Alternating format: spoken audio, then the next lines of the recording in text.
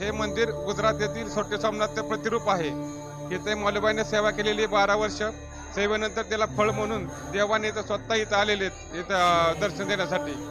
खऱ्या खोट्याचा न्याय निवाडा केला जातो. इथं भाविकांना दर्शन दिलं जातं. इथं सरपुरपे देव निघतात. सरपुरपे देव म्हणजे मौलवानी 12 वर्ष सेवा करून रोज रात्री ओढ्याच्या कडेला जाऊन रोज वाळूची पिंड करून ते पूजा करत होते. त्याच्यानंतर त्याला देव प्रसन्न झाले, बाबा तुला काय पाहिजेत. मग तेव्हा ते म्हणते की भविष्यामध्ये कलियुगात तुमचा प्रसार कमी झाला तर लोकांचं हे होईल. मग ते काय करतात की ठीक आहे, मग तुझ्या भक्तीचा आहे म्हणून ते देव इथं येतात. मग ते मग ठीक आहे, नाग रुपा तुझ्या मी गायला दूध पेईन. पण ते काय फक्त तिला माहिती असतं की बाबा ही आपले देव इथं येणार म्हणून. पण ज्यावेळेस देव येतात नागरूपात तेव्हा गायला दूध पिऊ लागतात. त्यावेळेस त्यांचा जो गडी असतो खोमण्या, तो काय करतो ते पूर्ण फिकून मारतो. याला वाटलं की आपली गाय मरल. मग तेव्हा ते पूर्ण फिकून मारली की ते सर्पची जर गुप्त होतात.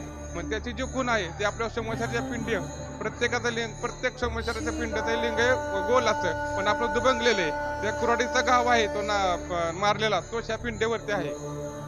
आणि हे स्वयंभूलिंग आहे.